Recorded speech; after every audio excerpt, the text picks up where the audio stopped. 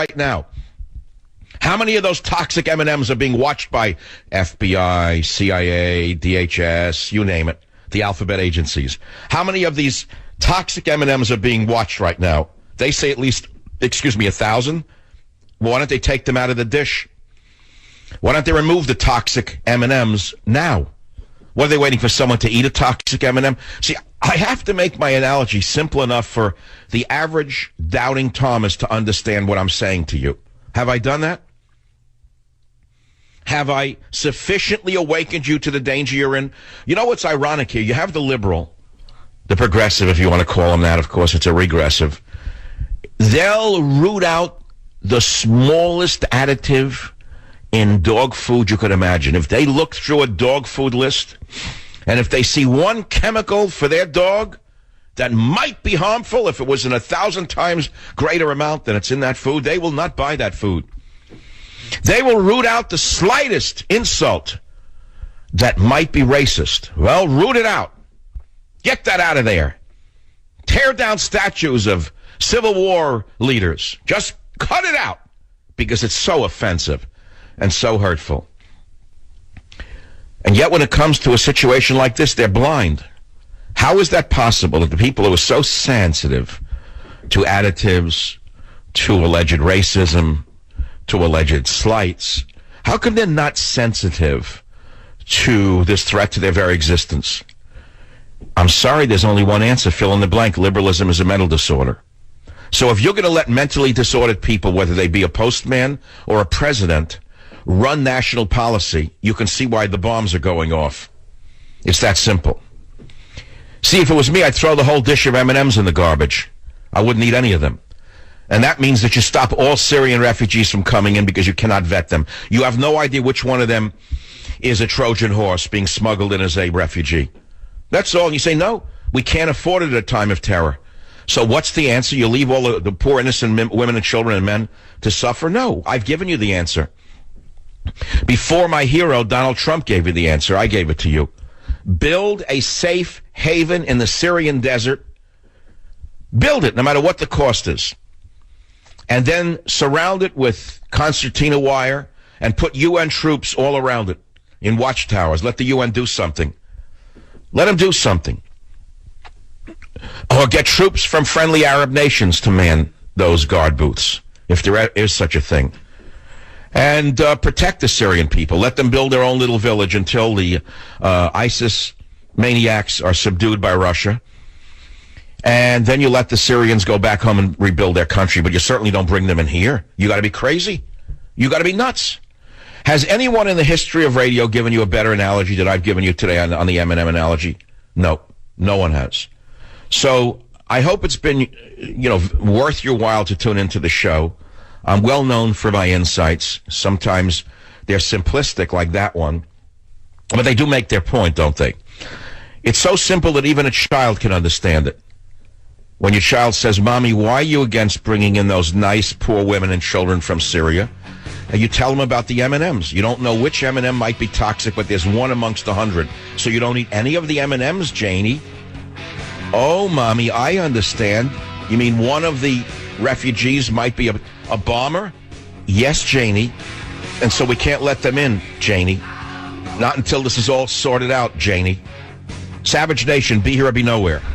Join the Savage Nation. Call now, 855-400-SAVAGE, 855-400-7282. And now, America's most exciting radio talk show, The Savage Nation, home of unprotected talk, borders, language, culture. And here he is, Michael Savage. As president, my first priority is the safety of the American people. And that's why even as we accept more refugees, including Syrians, we do so only after subjecting them to rigorous screening and security checks. We also have to remember that many of these refugees are the victims of terrorism themselves. That's what they're fleeing. Yeah, you're right. Slamming the door in their faces would be a betrayal of our values. He knows value. Our nations can welcome refugees who are desperately seeking safety and ensure our own security. We can and must do both. Islam is not our adversary. Muslims are peaceful and tolerant we got the people. message. We got it. We have deranged lunatics running the asylum. It's like going into a psychiatric ward and finding out the psychiatrist is crazier than the patients. I mean, I'm sorry to be so harsh, but I'll give you an analogy that works in another direction for those of you who have nuance and are very sophisticated and find men like me and Donald Trump lacking nuance and sophistication, lacking a certain Vivaldi-esque speech pattern. Those of you who find me offensive because I sound like an old longshoreman from the docks of New York City, kind of like on the waterfront in the age of Marlon Brando, and sort of cast by Elia Kazan. For those of you who find my gravelly voice offensive, let me use my primitive logic. I'll do the best I can without the nuance that you are used to from the geniuses in the government media complex. And I'll use the same analogy I've used for about 30 minutes now, something that even you might understand, no matter how nuanced you are. Are you ready for it? Somebody gives you a dish of 100 M&Ms of various colors, and they tell you that only one of them, or two of them, that would be 1 or 2%, are toxic. But they don't tell you which one is toxic because they don't know, and there's no way to screen those M&Ms for the toxic compound. Well, there is a way. I mean, you'd have to analyze every M&M. You have to put every one of them through very rigorous chemical analysis. And in order to do that, you'd have to, first of all, not put the M&Ms in a dish to begin with. You would have to have screened all the M&Ms with very complicated, expensive analysis in order to know which ones might be toxic. Now, you know and I know what the analogy means. It means you don't eat any of those M&Ms. It means you don't let any Syrian refugees in because you cannot vet them. It's impossible. So what they're saying is, let's let 10,000 or 100,000 in, and if only 1 or 2% of them are bombers, we'll catch most of them, and if only a few of those get through, so what? That's the price of doing business. It goes back to the analogy that Karl Marx wrote, Obama's grandfather, Karl Marx, when he said, if you want to make an omelet, you got to break a few eggs. Now, that's what ISIS is practicing, by the way, the same crazed ideology as the communists. What did Karl Marx mean when he said, if you want to make an omelet, you got to break a few eggs? Blow up cafes, blow up stadiums, until eventually the scrambled egg is so weakened and frightened that it becomes an omelet that you control, that you made. George Soros is the omelet maker. Barack Obama is the chef. Hillary Clinton is a chef. But the omelet maker is actually people who are so deranged and have so many billions of dollars to spend that they are creating havoc across the globe for all of us to suffer through. Government zero, in other words, no borders, no language, no culture. I've been trying to warn you about this for 21 years. That's been my mantra. And when I started on the radio in 1994 and I said, people ask me, how do you define a nation? And I was forced to think about it when I first created the Paul Revere Society. Many of you in the Bay Area remember me. Remember the events I had. Name them and Saving the Real Private Ryan, 2,000 people. Name them and shame them. Try them and fry them. Remember those great events? Don't call on that. So those were the progenitor events to the Tea Parties of today. And here we are now, 21 years later, of the same exact message. In the beginning, I was reviled and laughed at across America. They called me every name under the sun. People wanted nothing to do with me. And now they wake up and they say, holy God, we better secure our borders or God knows what might happen. And really, we need to do something about this Tower of Babel that's been created by our tolerance. And as far as culture goes, I didn't know what Savage meant by culture. I thought it was some kind of racism he was talking about. But by God, he's right. I don't really want to get on a prayer rug. I really don't want to pray to Mecca 6 times a day. We have our own culture, don't we? The culture I've hated my whole life, that Judeo-Christian stuff, and that primitive Bill of Rights put out by those old white men. Gee, maybe that culture wasn't so bad after all, says the weasel called the progressive. So here we are, hour 2, Friday. I'm supposed to play rock and roll today on Rock and Roll Friday. We're supposed to have a good time. And those of you who have babies in the house, you're not having a very good time, are you? If you have an infant in a crib or your wife is pregnant, you're not having a very good time, are you, these few weeks? Would you have a very good time? Would you let your child sell lemonade on a street corner anymore in America? Well, believe it or not, some idiots do. Yeah, I actually live in a number of places, and one of them is in a lily-white suburb. And I do so for a couple of reasons, one of which is to observe how the average white couple lives. They live in a delusion. They live in a delusional surrealism that you can't believe. They let little girls go out and sit on corners and sell lemonade, thinking that it's 1955. And it's just a cartoon of the world. And then this Islamofascism or rapists or murderers or kidnappers will not touch their family. They live in a delusion, a reality. There's no reality to them.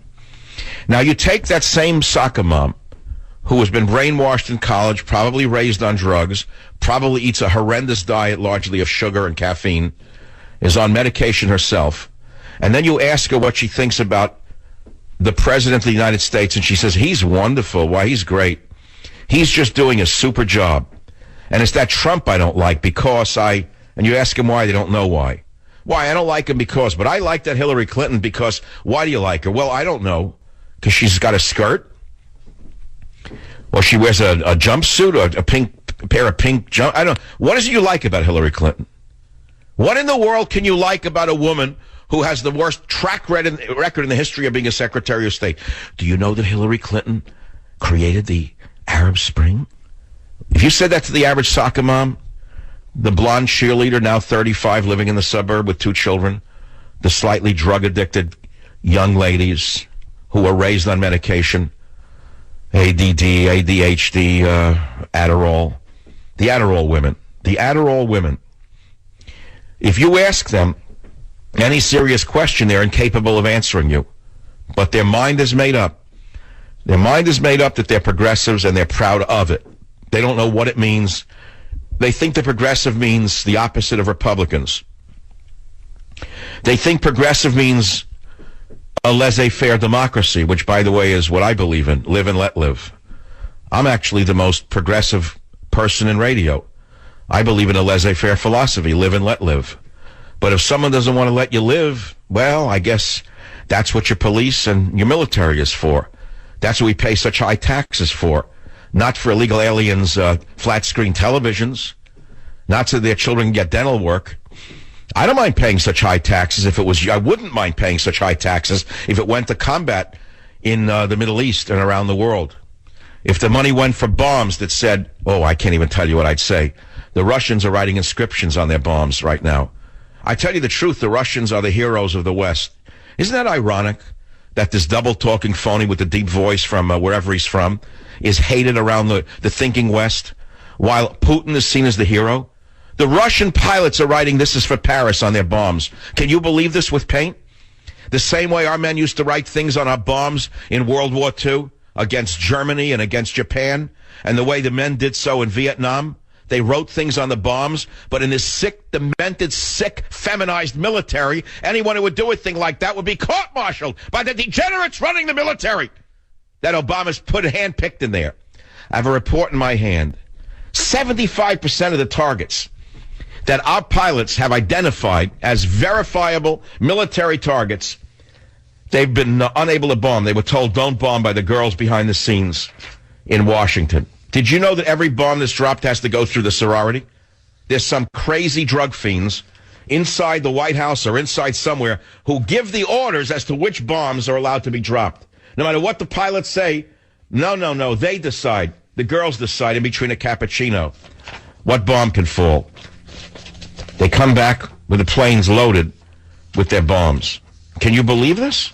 Well, I know you think I'm making it up, but I'm not making it up. It's a story, it's a fact, it's reality.